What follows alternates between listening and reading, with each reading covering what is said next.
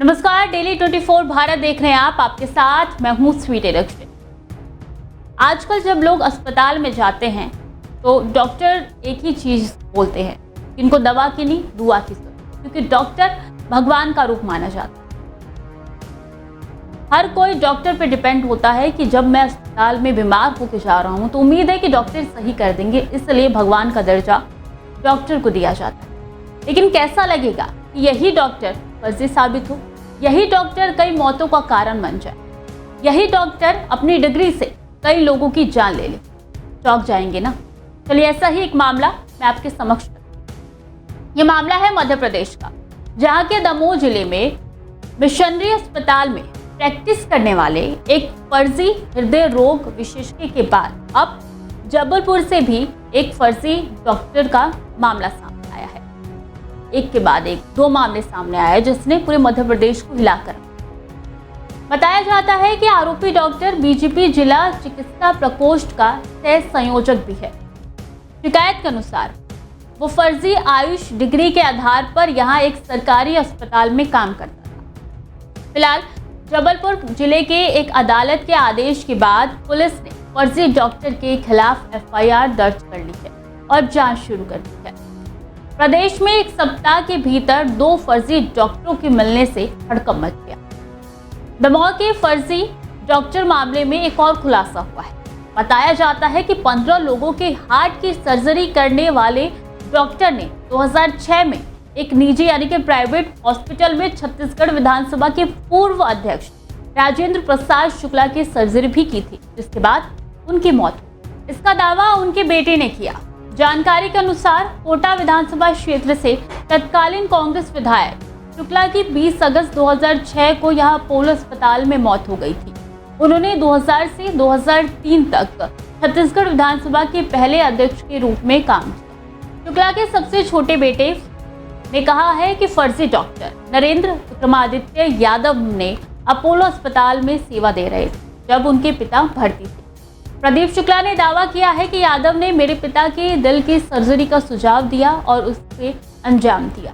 इसके बाद उन्हें 20 अगस्त 2006 को मृत घोषित किए जाने से पहले करीब 18 दिनों तक वेंटिलेटर पर रखा गया। यादव ने 1-2 महीने पहले ही अपोलो में दाखिला लिया था। अपोलो अस्पताल में उन्हें मध्य भारत के सर्वश्रेष्ठ हृदय रोग विशेषज्ञ के रूप में पेश किया गया था। बाद में हमें दूसरों से पता चला कि यादव के पास डॉक्टर की डिग्री ही नहीं थी और वो एक धोखेबाज था। यहाँ तक कि उसके खिलाफ पहले भी शिकायतें की गई। इंडियन मेडिकल एसोसिएशन के बिलासपुर इकाई ने उनकी जांच की।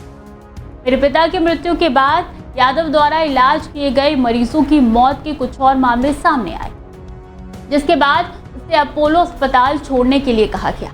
फिलहाल यादव को उत्तर प्रदेश के प्रयागराज जिले से गिरफ्तार कर लिया गया है। इस मामले पर सुनिए पुलिस का क्या कुछ कहना है। ये जो नरेंद्र जॉन कैम आरोपी है, जिसके इलाज के संबंध में योजना चल रही है, उसको हमने इलाहाबाद से गिरफ्तार किया है, प्रयागराज से। प्रयागराज में एक औद्योगिक थाना अंतर्गत एक टाउनशिप में एक मकान में मिला है फ्लैट। वहाँ से कुछ हमने इसके बाद से कुछ डॉक्यूमेंटेशन भी जब्त की है और हमारी टीम वहाँ से रवाना हो गई है इसको लेकर यहाँ आ रही है। और एक बार ये यहाँ दमोह पहुँच रहा है तो इसलिए हम लोग पूछताछ करेंगे और प्रयास ये होगा कि आगे पुलिस की रिमांड लेके इससे और भी पूछताछ की। सर, कितनी टीमें थी, कहाँ भेजा था?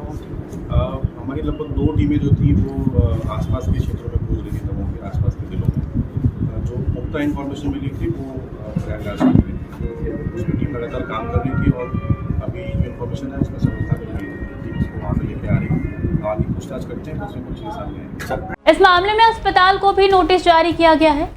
इसी अस्पताल में फर्जी डॉक्टर ने और भी कई लोगों के इलाज किए थे। इसके बाद उसने हैदराबाद में डॉक्टर के तौर पर सेवाएं दी। यहाँ तक कि उसने लंबे समय तक मध्य प्रदेश के नरसिंहपुर में भी खुद को डॉक्टर दिखाया और यहाँ मरीजों का इलाज। आपको शायद गलत जानकारी है, जो कि सारे केसेस यहीं पे हुए हैं, इसलिए हमने सिर्फ कैथ लैब को सील किया है प्रशासन की गाइडलाइंस पे, क्योंकि कैथ लैब को गलत तरीके से रजिस्ट्रेशन मतलब क्योंकि ये साक्ष्य वाला एरिया है, इसको हमने सील किया है।